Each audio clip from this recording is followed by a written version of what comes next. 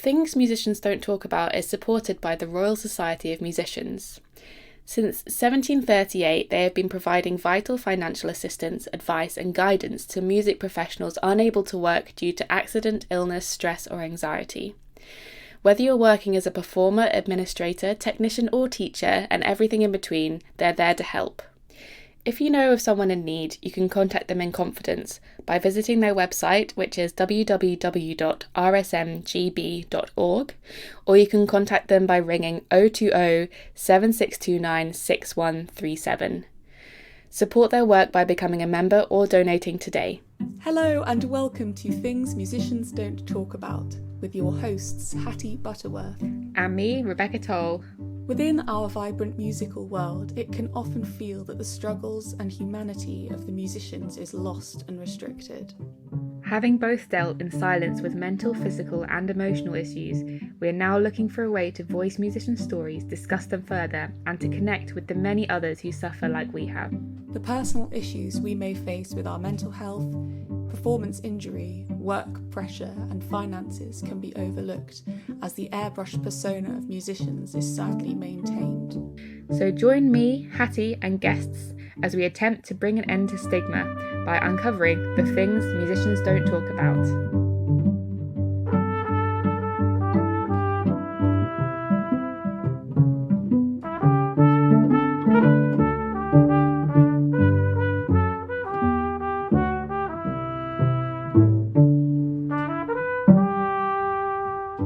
Okay, so welcome to this episode. Today we have the fantastic Koshka Duff with us. Koshka, how are you doing?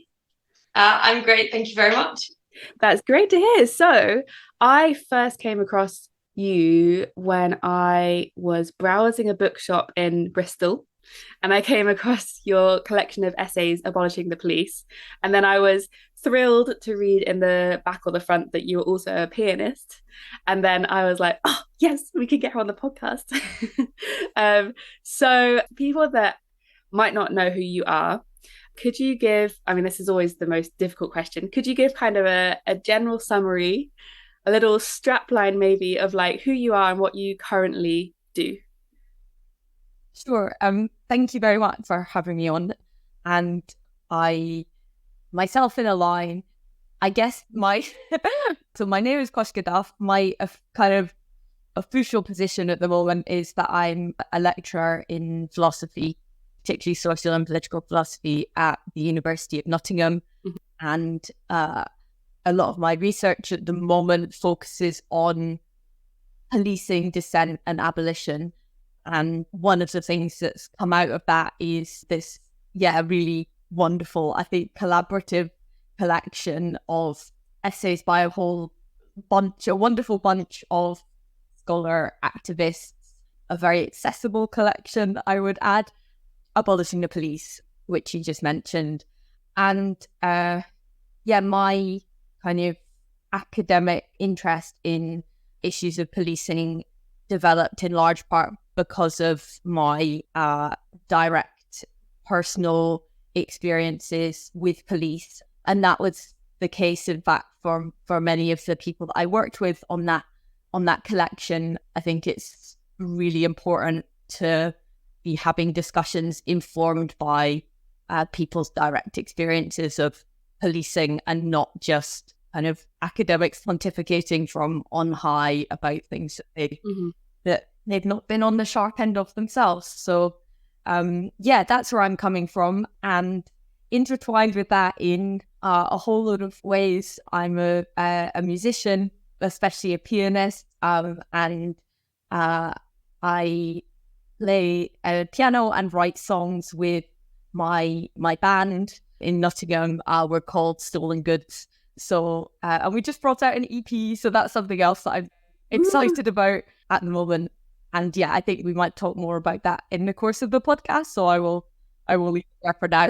Yeah, that was what I was so impressed by when I kind of was reading about you a little bit, was just like how you kind of have these two lives going alongside each other, but also seem to be quite intertwined at the same time in terms of like creative output and stuff, which is really exciting. So I thought if you'd be happy to, would you be able to talk just a little bit about your own experience with the police, but also, we don't have to go into details because people can just Google it if they want to read about it. So anything that you want to kind of briefly mention, and because I wanted to talk about kind of your sustained injuries and how that impacted your life as a musician.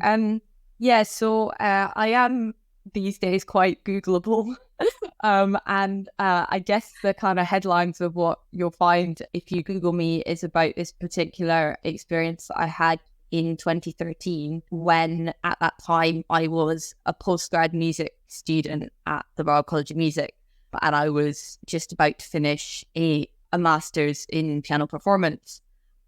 And I lived in Hackney at that time. Essentially, I was on one kind of sunny evening, I was arrested at a community garden next to my flat for offering Know Your Rights legal advice card to a 15-year-old who was being subjected to a racist stop and search. And I got involved in that situation because there was this kid who was clearly terrified, surrounded by police, calling for his mom, asking for his mom to be there.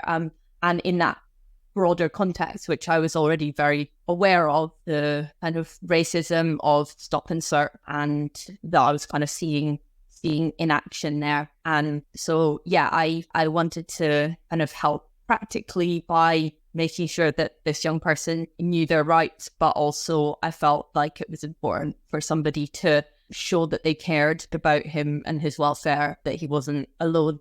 So that was kind of why I got involved. I was kind of pretty quickly grabbed by the police, accused of obstructing them, subsequently accused of assaulting them, although they were assaulting me. And I was, after some palaver, taken to Stoke Newington police station, and there I was strip searched. And that was quite a distressing and I guess traumatic experience. It involved being kind of pinned down on the floor of the cell by 3 police officers. They had my hands cuffed behind my back. They tied my legs together with leg restraints, and they cut off my clothes with scissors and kind of mocking me while they did this. It was ripped out my ear piercings. And actually, when I said at the start, the headlines you'll see if you look at this, I'm afraid the phrase "grabbed breasts" is actually quite prominent in some of the media coverage, which wasn't my decision. But that was something that, when I was completely naked, when they cut my clothes off, they kind of grabbed at my breasts and stuck their hands between my legs. Kind of overwhelmingly, the memory is of the pain of the handcuffs cutting into my wrists and arms, because they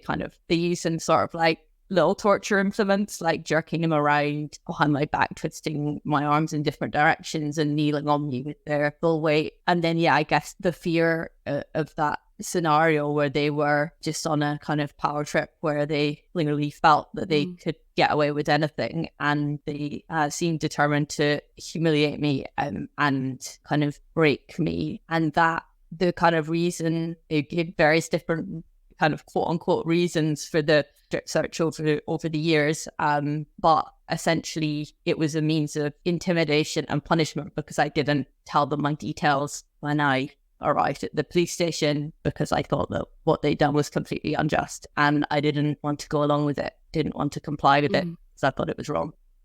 Yeah. How are you doing, first of all? I'm okay, thank you. Good.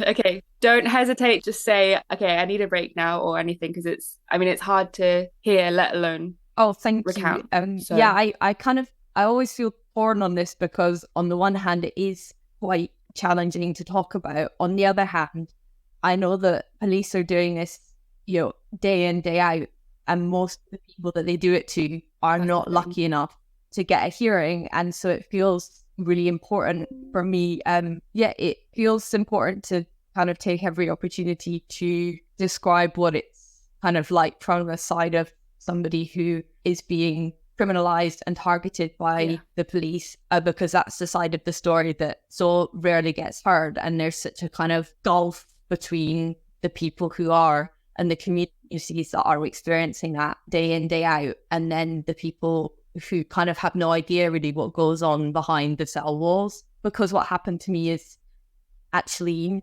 really normalized in policing. That is the kind of bread and butter of their work, that I do try to communicate that with a wider group of people as much as I can. Yeah, well, thank you. Like, it is clearly really essential to keep talking about it and to use whatever horrific experience you've had to just keep putting it out there, which is, in total awe. You were studying at the Royal College. So what was your experience like in the days after? I mean, I think you were preparing for your final recital. Like, how on earth could you be in that mindset of having to just go back to music college? Yeah, in the immediate aftermath of this incident, I was such a mess. I was had been kept in the police station for 24 hours. And then when I was released, I was on bail and then subsequently charged with obstructing and assaulting police, and that kind of criminal case against me went on for months. I was eventually acquitted of everything at the trial, but that was quite unexpected, to be honest, because there were a whole line of police officers ready to stand up and lie about me, and that's usually what courts and judges believe. And the process of being on trial is itself a form of punishment, and the police kind of seen it in a lot of other cases as well. The police kind of can use it quite cynically as a way of inflicting punishment even when they know that they might not get or they won't get a conviction. And so they'll kind of string out the process of you facing these charges for months and months, and then drop the case on the day of the trial or something like that. And I've seen that happen to quite a few friends who were like targeted for engaging in protests. Yeah, the kind of injuries from like the handcuff injuries in particular just completely mashed up my wrists and my hands. And yeah, I wasn't able to play the piano. And so I certainly wasn't going to be doing my final recital then. The psychological impact was quite intense as well. And actually that kind of lasted for many years with like kind of flashbacks and panic attacks and that kind of thing. But in the immediate aftermath, it just sort of spiraled into every aspect of my life, because I was working as a philosophy tutor, like freelance tutoring, and I found that I was in such a mess with my mental health, but then I couldn't carry on doing that job, and so then I lost my income, and so then I couldn't carry on renting a room, and so then I was kind of moving around between friends' sofas and things like that for quite a few months, and didn't have access to a piano during that time. And so it took quite a long time to get back on my feet after that. And that was from the starting situation of having a lot more support and kind of background advantages to draw on than most of the people that the police are targeting, who kind of are overwhelmingly kind of oppressed, marginalized, vulnerable people. So a year later, I was able to do the final recital, and I was really, really happy about that. Actually, I was because it had seemed so completely out of reach. But I suspended my studies and I went back and I just did the recital a year later. And I kind of incorporated my experience into the performance in that. So I had my program for the recital was that I played a late Schubert sonata and I played 4 dirges by Bartok. And I had been going to play some Bach, but instead of the Bach, a friend of mine who was a composer at the Royal Academy wrote me a piece of music for piano and electronics that I kind of interspersed through the whole program. So a bit at the start, a bit in between the Schubert and the Bartok, and then a bit at the end, and the electronic component involved like this really incredible poem that a friend of mine had written that was Danny Hayward, an absolutely incredible poet. Like look up their stuff because it's so brilliant. And it was this kind of quite like out there anti-police poem, and it was another friend of mine recorded a reading of it, and then it was like incorporated into the music, which involved quite a lot of extended techniques and kind of messing around inside the piano and banging the lid and kind of getting it out there. And I'm incredibly grateful to my piano teacher actually for being so, I mean, he was a wonderful teacher in general, but also really gave me the space to do this thing, which I think was quite outside of as I understand it, his own experience, but supported me in doing the best I could with this music, which I think he found quite bizarre.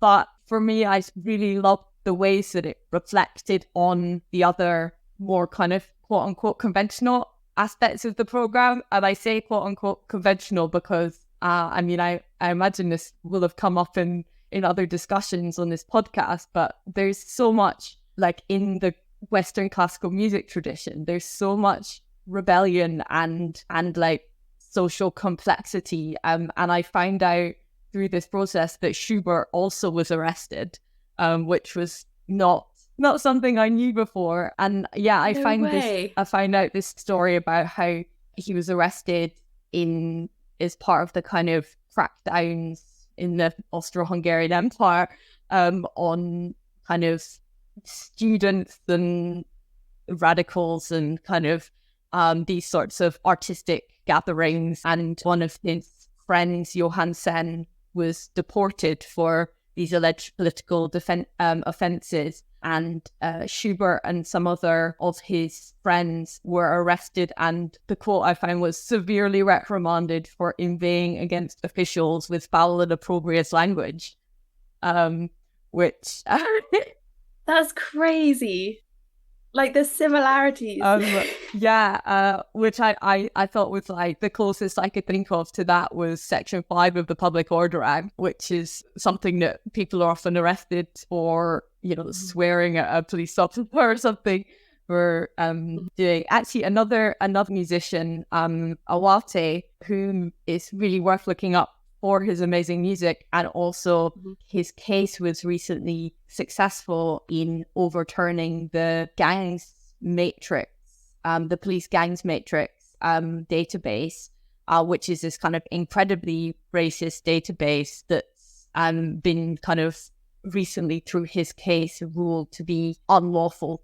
He was working with Liberty and some others to challenge that. I thought of Awate right now because he was charged with Section 5 of the Public Order Act for his participation in an anti-EDL protest, so against the kind of far-right racist and Islamophobic group, the English Defence League. And what added absurd insult to injury in that case was that he was charged with racially aggravated Section 5 as a Black Muslim guy confronting this extremely Islamophobic far-right hate group. He said something like, fuck your flag, fuck your queen, and that was deemed to be grounds to charge him with racially aggravated public order offence, which I guess, shows clearly that what the police are there to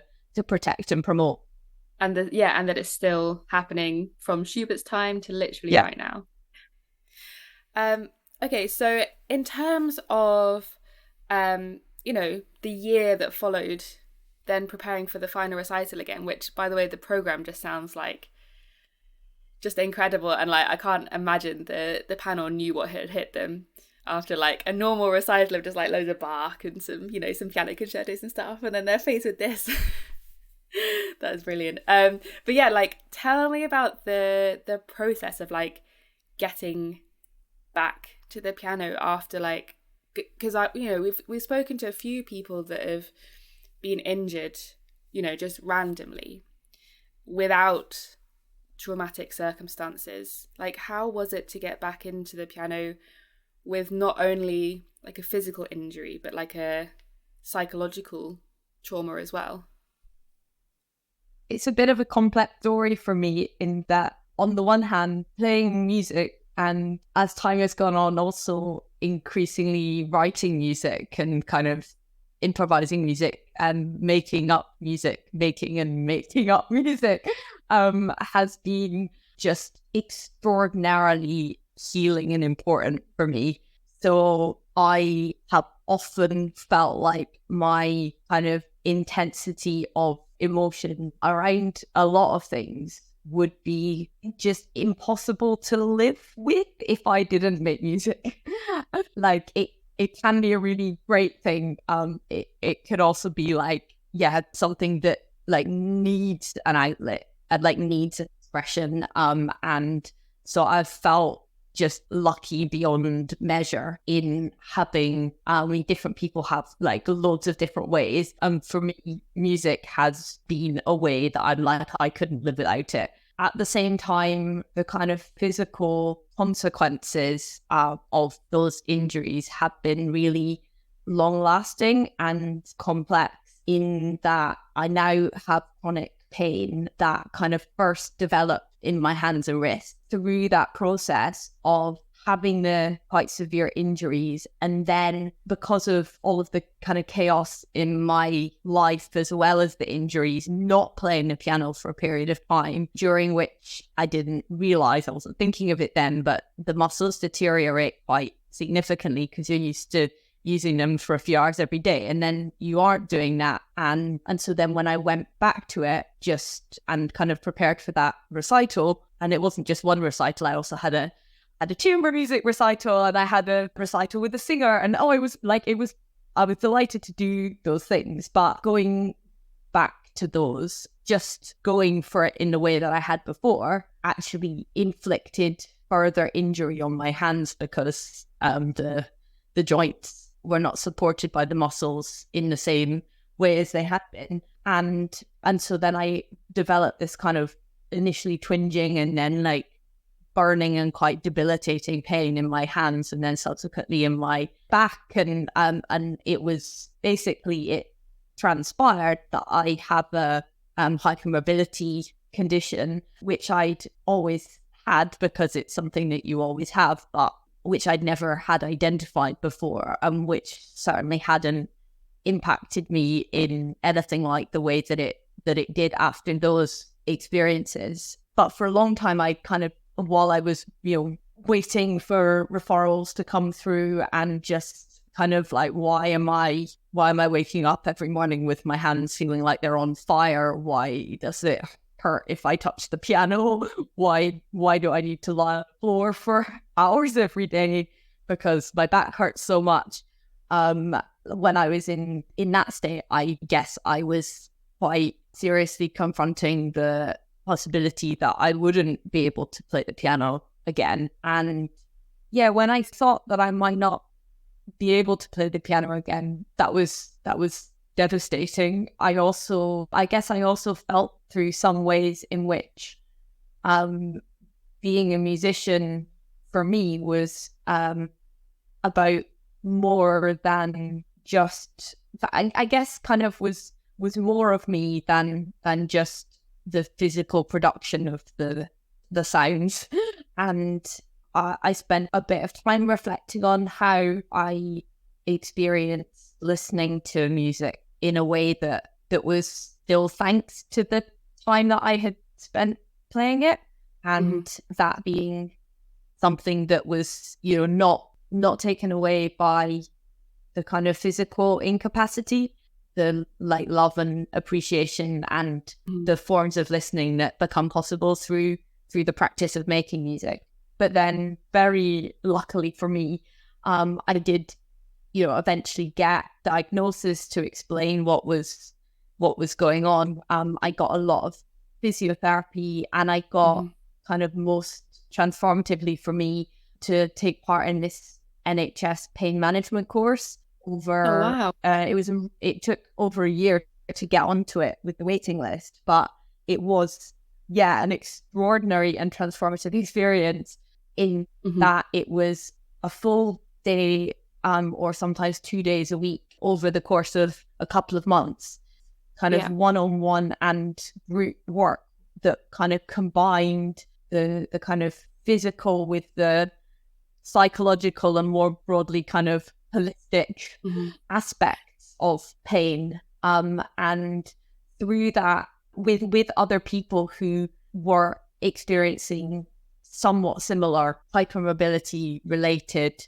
pain to what I was. And the group of us, that this must have been 2017 or 2016 at this stage, the group of us that did that pain management course together are still in a WhatsApp group because it was such an important experience, I guess. And it kind of helped me to learn to work with my body and be, I guess, more accepting of doing things in the presence of pain, and also like taking care of kind of letting myself rest, and as well as kind of so a lot about pacing, a lot about kind of, I guess, reflecting on what's really valuable to you and how to be able to do more of what you value, sometimes in the presence of pain, like not being completely kind of dictated to by the pain. And it helped me to, I guess, learn what a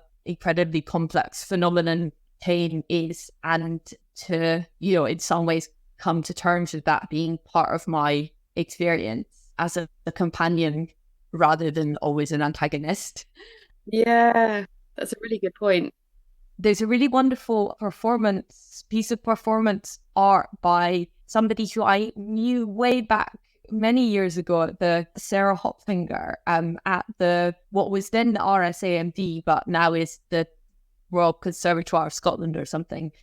But they have a performance kind of multimedia movement audio kind of incredible performance called Pain and I, which this is much more recently, but I find it really, really resonated for me about that kind of relationship with a pain that's a part of yourself. Wow. There's also a really good documentary, like radio documentary by Hannah French on, what's it called? The Silence of My Pain or something like that. And it's, as somebody who doesn't experience chronic pain, it was just so amazing to hear somebody go into such like depth about something that I'd never heard discussed in relation to music. Oh, thank you for that. Yeah, I would really like to check that out. Through that pain management course, I built back up to playing the piano again through a process of, starting off with 5 minutes every couple of days with loads of stretching and stuff before and after, and like adding to that baseline just a little bit week on week until I was able to play for longer. And so I was able to kind of get back into playing the piano, and I think after that point I had just a really different appreciation for being able to play than I had ever had before. I felt kind of exactly liberated from a load of pressures and judgments that are really present in a lot of classical music education, that like if it's not perfect it's worthless, and it needs to be the big repertoire and that kind of thing. And I was just really free from that, because I was so delighted to be able to play a little piece that I just loved it, and I wanted to share it with people. And that kind of like became so happy to play to friends or mess around and make music with friends, where before I might have been held back by being like, oh, I haven't prepared anything to concert standard, but just loving every minute of being able to play did transform my relation to music in a way that I'm really grateful for. That's so special. Like I mean, out of such a terrible thing, that is such a beautiful thing to come out of it. And so talking about your relationship with music now, so you said you're in a band that's just released an EP. Yep. Had you always been into kind of writing less, like being involved in kind of less classical music before, or was this something that started solely after the incident? This band, Stolen Goods, been a wild ride and wholly new experiences for me. I had never written songs before. I'd never written poetry before, which I also kind of got into. This, what it kind of came out of was meeting this new friend, Tom, who plays guitar and is also one of the authors in the Abolishing the Police collection, because they do really amazing work on resisting detention centres and deportations and kind of border violence. But we kind of were like started messing around and kind of jamming a bit together, just like to start off with in his attic with me playing like a MIDI keyboard, just absolutely for fun. We were trying to reconstruct Daft Punk songs, I think was the Yes. where it began, and then reading a lot of poetry together. I think I mentioned before my friend Danny, whose poem had been part of that piece at my final recital, and yeah, other poets that I was really inspired by. And I'd done a bit of translating of poetry. This really incredible poet, Frances Crook, who is a friend of mine, and her collection of poems called Pin, which is like really quite weird gothic sort of stuff about like gendered and domestic labor and the history of factory girls' struggles. And I just find it absolutely incredible. And I translated that collection into German as initially just for fun, but then I got so into it. And it came out as like a little collection with a small press run by some of these friends in Berlin. And I'd also spent some time in Berlin. I did a Erasmus semester while I was at the Royal College of Music at the Universität der Künste in Berlin. So I was kind of there having piano lessons back in 2012 time. Anyway, yeah, long story short, I'd kind of got into some poetry, and I was reading a bunch of poetry with Tom, and that's sort of where the songs started to appear. Was just that we started making some songs out of poems, and then it just escalated from there. I moved up the MIDI keyboard onto the piano and got myself an electric piano, which I had previously been very opposed to, but it turns out they can actually be great.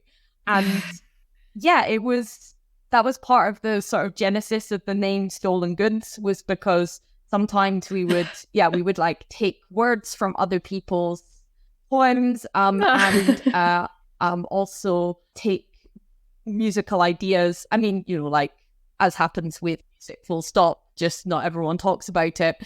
You know, became really obsessed with the Schumann's Kinderscenen, partly because I could only play little pieces. And so those were little pieces that I loved to play and were very special to me in being able to, they were some of the first things that I was able to play again after the kind of pain hit.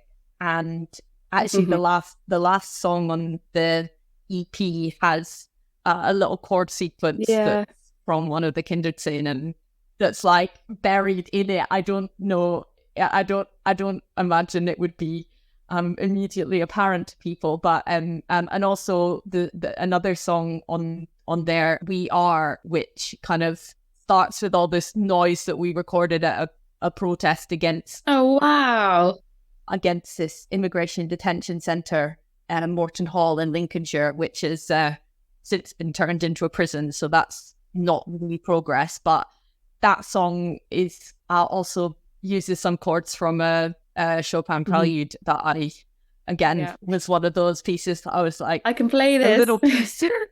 I love you little pieces. You're saving me. That's incredible. Yeah, it feels like your voice as an artist in the band is like you're using your life experiences and things that, philosophical ideas to kind of almost make political action through kind of art, which like I guess is kind of the basis of so much art. But is that intentional, or is that that's just what's happened? I don't think much of the trajectory of the band is kind of intentional in the sense of being envisioned. Wow. But I would say like the songwriting process is so intensely collaborative that it's like a protest in that it's the kind of thing that I couldn't create that by myself, but it's so very me. Yes, that is creating it.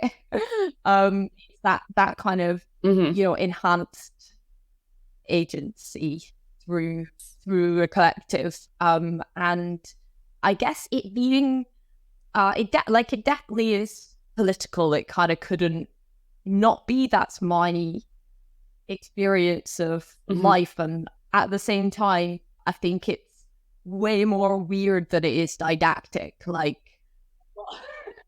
I think like we run an open mic night at our local pub, which something that I really love. Amazing. Because it's that kind of community building, that sort of making, like helping create, kind of co-create a space in which people can share all kinds of creative endeavors in a hugely supportive environment. And it creates kind of community and connections, and you see people coming who've never performed before, and then they have a really good experience and they come back and they become a regular, and it feels really special to get to be part of that. And like we play our songs there, and they do have a lot of intense experiences of policing of all kinds of resistance, like embedded in them, and kind of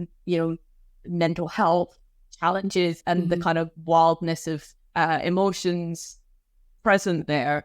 But I think people can connect with it without that being in the forefront of their mind, if that makes sense, or at least the been really lovely experiences when it feels like people are connecting with it from all kinds of different places. So it's not it's like this was something I got from that crew of poets, is sometimes we don't have to know exactly what's going on and spell everything out really clearly.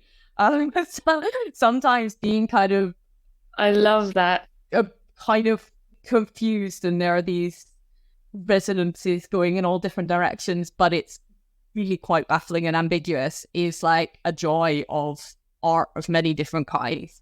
So I feel lucky to get to play around in that sort of way. And I guess another big part of my experience, my musical experience that I was drawing on in this, is that I played in a ceilidh band for many years.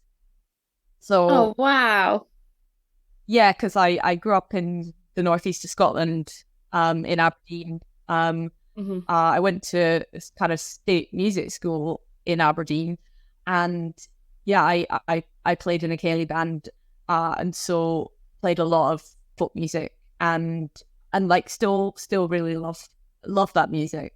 And that introduced me to a whole lot of skills around like improvising and sort of that I didn't get from my other training. And that was like a really crucial bit of the jigsaw for me in like enabling me to then kind of start getting like way more wacky and doing my own thing, is that I had that the kind of the background in that folk tradition, which also has, I mean, it's got so many different themes around it. I don't want to homogenize, but like the value of just having a good time and not worrying about whether it's perfect is something that is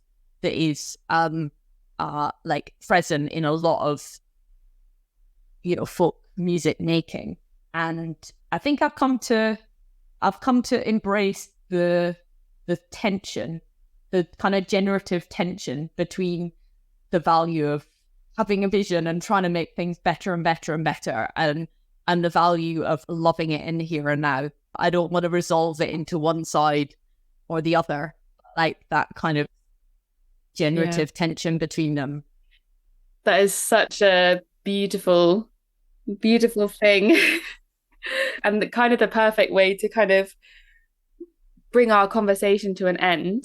It's just so beautiful to hear that you're about your relationship with music as it is now. And yeah, we talk a lot on the podcast about kind of perfectionism and this idea that there is one right way to be a musician. It's just so refreshing to hear someone just so eloquently be like, no, it's not about that. So thank you. That it's just honestly amazing to hear you talk. Yes.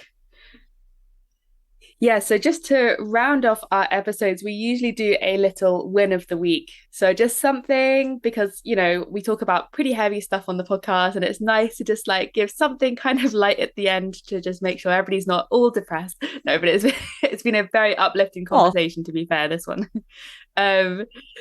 So my win of the week is that I can't actually think of one right now. Oh yeah, to be fair, I like let some of the household chores like slide a little bit to like prioritize my rest and well-being this week. Yes, which sounds so boring, but it's like so impressive for me. I'm like, I'm not gonna hoover, you will hoover instead, and nobody has, but it wasn't me. Clap. Thank you. Big bows everywhere. Do you have anything, your small win of the week, Koshka? Well, your win of the week has just reminded me of the last song on our EP, which does have a significant chunk about how much I hate housework. I literally can't wait to listen to this EP. Okay, win. Oh yeah, a small win. Yeah, I'll put away we've my had some big wins I've got over here. Honestly, we've had so many people be like, oh yeah, like I wrote a book or something, and we're like, okay, but okay, now I feel bad about myself.